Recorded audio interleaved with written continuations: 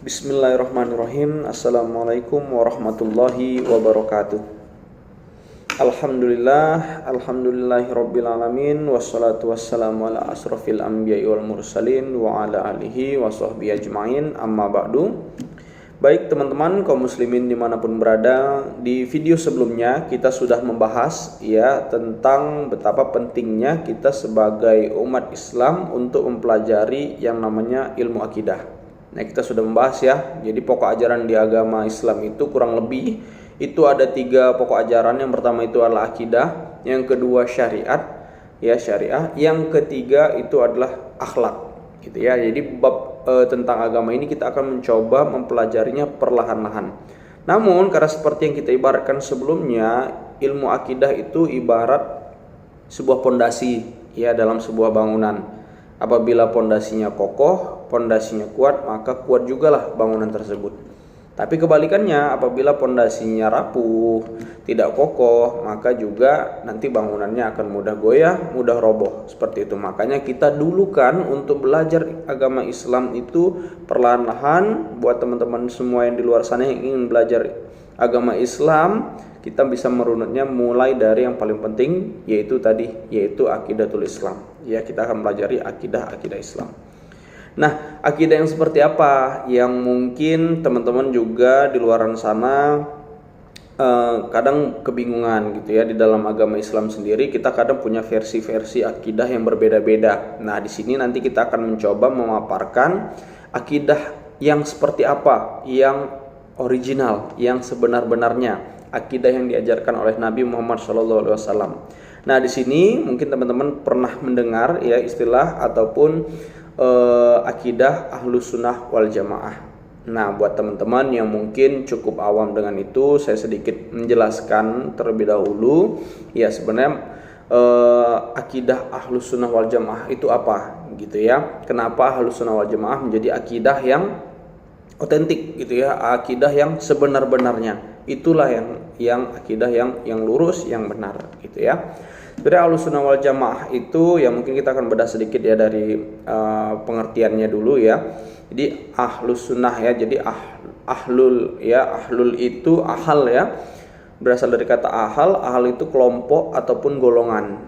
Nah, sementara sunnah tentu itu adalah sunnah Nabi Muhammad SAW dan wal jamaah. Nah, ini bisa diartikan ada beberapa yang mengartikan itu adalah para sahabat, ada juga yang mengatakan itu adalah ahlul ilm, yaitu orang-orang yang punya keilmuan luar biasa para ulama.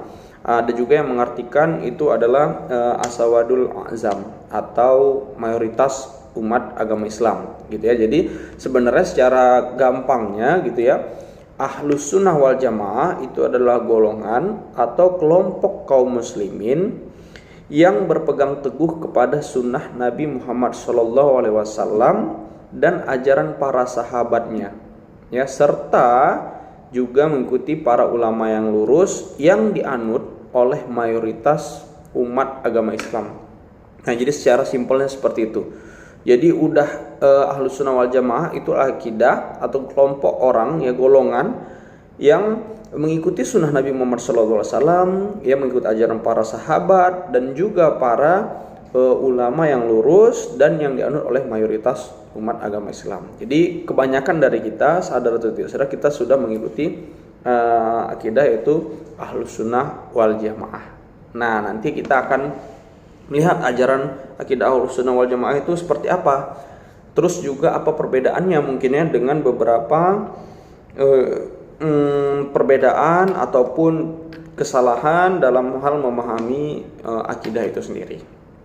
Baik, jadi dalam ilmu akidah itu untuk lebih mempermudah kita mempelajarinya, di ilmu akidah itu kita akan nanti membagi bab ataupun bagian-bagiannya. Kurang lebih itu nanti kita akan menyebarkan dari 3 komponen atau 3 pokok pembelajaran nanti kita belajari. Jadi di ilmu akidah itu ada 3 pembagiannya. Yang pertama itu kita akan bagi dari akidah tentang ilahiyat. Ilahiyat itu adalah tentang ketuhanan, gitu ya. Yang kedua yaitu adalah nubuat, yaitu tentang kenabian. Dan yang terakhir itu kita akan membagi pembagiannya ke sam'iyat, ya, yaitu adalah hal-hal gaib lah secara simpel gitu ya, hal-hal gaib yang diterangkan gitu ya, yang ada, yang kita patut juga percayai gitu ya. Jadi keimanan itu nanti kurang lebih terbagi dari situ ya, ada bab ilahiyat, ada nubuat, ada samiyat kayak gitu ya. Nah, nanti di bab ilahiyat tentu kita akan mempelajari ya tentang ketuhanan. Kita mulai dari Tuhan itu ada atau tidak, kalaupun ada, Tuhan itu seperti apa, bagaimana kita cara mengenali Tuhan gitu ya. Atau kita sering juga menjumpai pertanyaan, kalau memang Tuhan itu ada, oke, Tuhan itu ada, Tuhan yang mana, kan gitu. Tuhan itu seperti apa? Nah, nanti di sini kita akan membahas ya, apa-apa aja sifat-sifat yang wajib ada pada Tuhan gitu ya, Allah Subhanahu wa taala. Apa aja sifat-sifat yang mustahil padanya, apa yang sifat yang jaiz padanya, kayak gitu ya. Itu nanti kita akan mempelajari. Makanya kalau teman-teman yang mungkin pernah menempuh ilmu pembelajaran agama di tingkat SD, ibtidaiyah dan lain sebagainya gitu ya, di awal-awal kita belajar ilmu agama, tentu pasti kita akan mempelajari itu ya kan, Allah Subhanahu wa taala, nama-namanya, sifat-sifatnya seperti itu. Kita juga pernah, mungkin yang udah kuliah juga pernah mendengar istilah asma wa sifat gitu ya, nama dan sifat. Nanti kita akan mengenali Allah itu seperti apa. Karena tentu kembali kita bersyariat, kita menjalankan ibadah, kita sholat dan sebagainya. Kita kalau sholat menyebutkan Allahu Akbar, Sami Allahu liman hamidah. Berapa kalimat Allah kita sebut, tapi kita nggak kenal Tuhan kita, ya kan menjadi apa ya namanya, nggak match aja gitu ya. Kita menyembah kepada suatu hal yang kita nggak tahu apa yang kita sembah. Makanya kita sangat perlu untuk mengenali Allah gitu ya. Melalui apa? Melalui itu ya, nama dan sifat-sifatnya gitu ya. Seperti Allah itu tidak bermula, Allah itu berbeda dengan makhluknya ya, dan berbagai macam sifat-sifatnya yang lain, tentunya yang sifat wajibnya, sifat mustahilnya. Itu nanti kita akan mempelajari gitu ya. Begitu juga di bab yang kedua itu tentang nubuat, tentang kenabian ya. Jadi kita nanti akan mempelajari ya, nabi itu siapa, terus kenapa kita perlu beriman kepada nabi gitu ya. Nah, ini harus saling berkaitan, karena kita nggak bisa hanya beriman gitu ya, mempercayai Allah tapi kita nggak percaya nabi, yaitu sama aja ya. Kenapa? Karena bagaimana kita untuk mengenal Allah ya, ini salah satunya adalah melalui ajaran untuk mengenal Allah itu tentu dibawa oleh para nabi dan rasul gitu ya. Kita harus mempercayai itu gitu. Jadi kita juga nanti akan pelajari apa sifat yang wajib pada nabi dan rasul, bagaimana kita mengetahui ciri-ciri tanda-tanda kenabiannya gitu ya, melalui mukjizat gitu ya, yang mungkin kita juga sudah sering mendengar lah ya. Ada beberapa mukjizat yang kita familiar gitu ya terhadap nabi-nabi terdahulu, yang mungkin kita sudah sampai ke kita cerita, untuk kita ambil juga pembelajaran dari situ gitu ya. Nah, yang terakhir itu adalah samiyat, yaitu hal gaib, yang mana hal gaib ini juga wajib kita percayai. Kenapa kita wajib percayai? Karena yang mengabarkan, yang memberikan informasi tersebut, yaitu yang dapat terpercaya ya, yang menyampaikannya Nabi Muhammad SAW ya, tentu kita wajib percaya akan itu ya. Seperti apa aja nanti di dalamnya, ada tentang hari akhir gitu ya, terus ada alam kubur, ada jin, hal-hal gaib yang kita harus juga wajib percaya gitu ya. Dan bagaimana kita bisa mempercayai itu gitu ya, nanti kita akan mempelajari.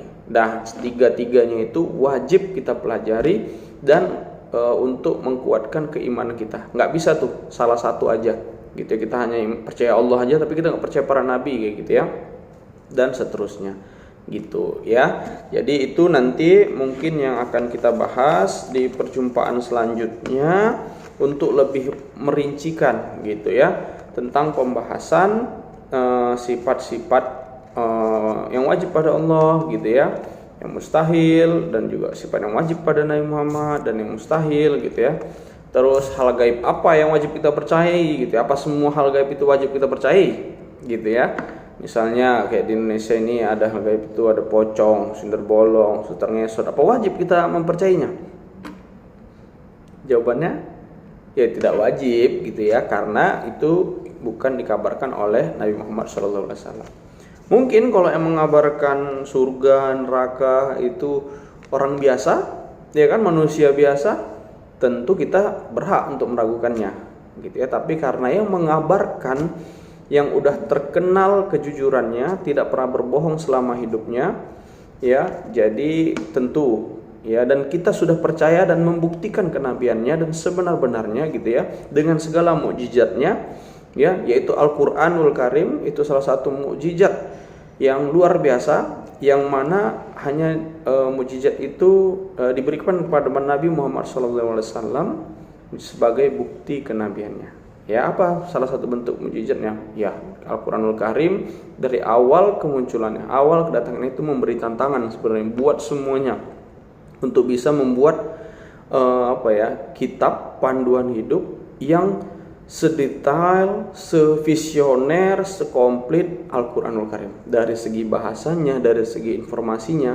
Ya, bayangkan Nabi Muhammad SAW itu terkenal ummi, ya, tidak bisa, tidak pandai baca dan tidak pandai menulis gitu ya, tapi bisa membuat kitab gitu ya. Kalau misalnya klaim-klaim dari orang luar yang buat itu Nabi Muhammad SAW, nah itu dengan sendirinya terbantahkan gitu ya.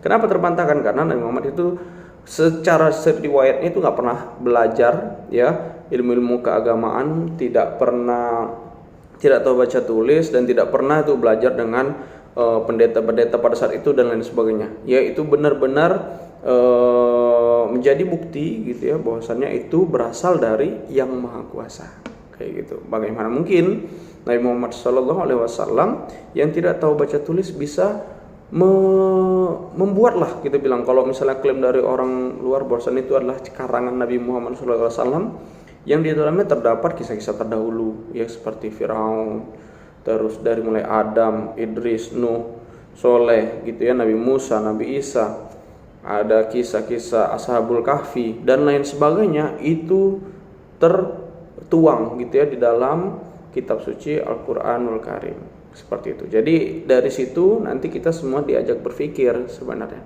Jadi semua keimanan yang ada dalam kita ya, di dalam agama Islam itu punya landasan, punya dasar. Nggak ada kita beriman itu ya udah beriman aja. Semua keimanan kita itu tidak ada satupun yang bertentangan dengan hukum akal, tentang logika, nggak ada. Semua dapat dibuktikan secara logika, secara pembuktian yang masuk akal buat kita semua gitu ya. Mungkin ada kita kalau suruh sering gitu ya, kalau ada apa, jangan banyak tanya gitu ya, jangan banyak tanya tentang ini nggak usah ditanya-tanya kayak gitu kan, nggak perlu tahu gitu, kita cukup ya udah percaya aja gitu ya. Enggak ya, semuanya kita punya landasan. Kenapa kita percaya ada Tuhan? Karena kita punya landasan. Logika kita berpikir bahwasanya dunia ini diciptakan, tentu ada penciptanya gitu ya, dan yang mengetahui ciptaan itu pasti yang penciptanya ya.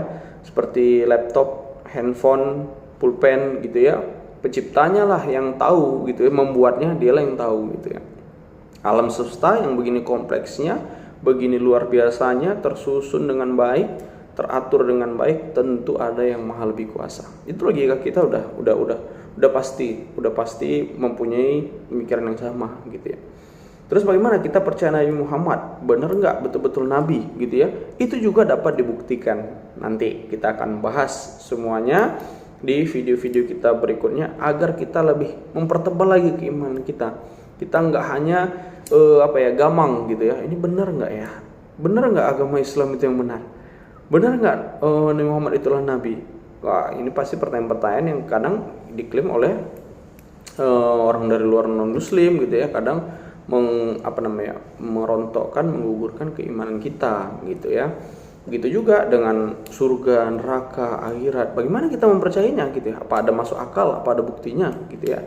Itu semua ada penjelasannya. Semua ada penjelasannya dan semuanya masuk akal buat kita terima sebagai umat muslim.